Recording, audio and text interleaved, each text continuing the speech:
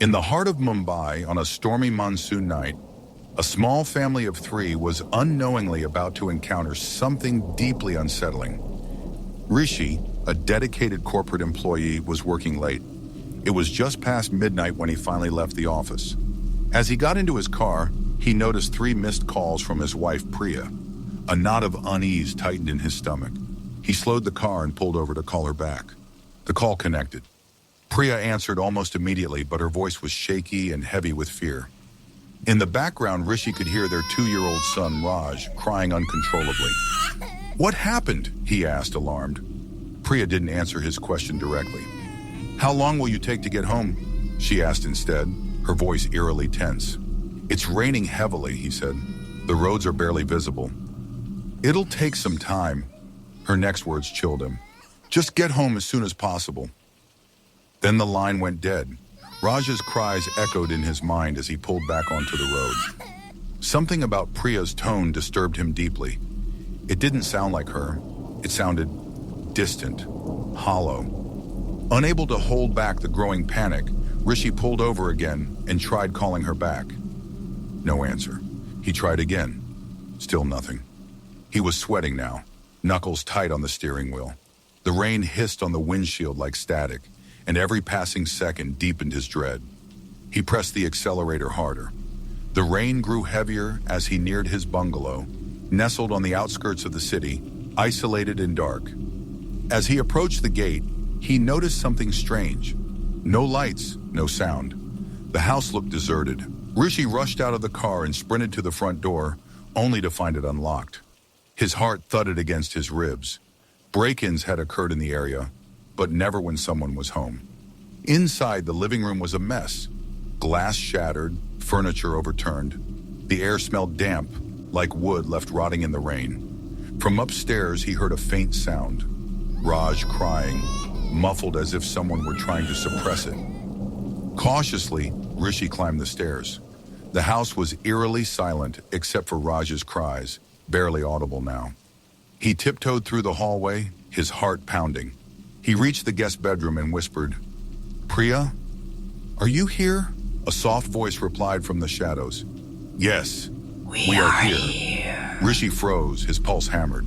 He waited, expecting Priya to appear from hiding, but no one came out. Again the voice, this time softer, stranger. "Yes, I am here." The room was empty. Rishi frantically checked the closet, looked under the bed, behind the curtains. Nothing. Not a soul.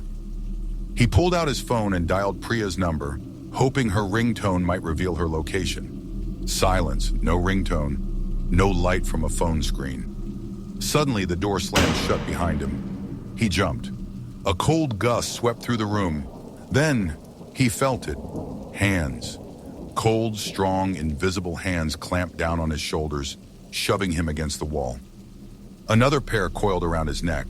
He clawed at his throat, gasping, but the grip only grew tighter. His vision blurred. Lightning flared outside, and for an instant he thought he saw faces in the dark, pale, watching, grinning. Raj's cries grew fainter and fainter, as though the sound itself was being dragged away. Rishi's legs gave way. The world collapsed into darkness. Hours later, Rishi opened his eyes.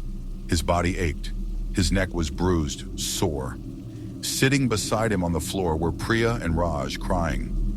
Around them stood a couple of concerned neighbors. One of them spoke. "We saw your car parked outside for hours. We came to check and found you lying here." Rishi sat up, dazed. He turned to Priya. "Why didn't you show yourself when I came into the room?" "I heard you. You said you were here." Priya looked at him, confused. "Rishi, there was no power. The storm knocked out a tree that took down the lines. I took Raj and went to the neighbor's house around 6 p.m. I didn't even have a way to call you.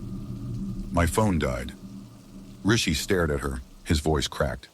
"But then who did I speak to on the phone?" The neighbor's wife added quietly, "Son, there's been no electricity since 5 p.m. None of our phones have been working." A chill ran down Rishi's spine. He pulled out his phone to check. There were no missed calls, no outgoing calls to Priya. Nothing. He said nothing more. The next morning, shaken and silent, he took Priya and Raj to his parents' house, far from the bungalow. It was only days later, under the safety of his childhood home, that he finally told Priya everything he had experienced that night. To this day, Rishi never went back to that house, because something else had been there that night.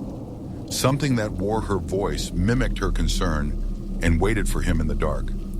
She's still up there, I am waiting. here. If you're still listening, you've survived another true horror from the dark side of India. If this story haunted you, give the video a like.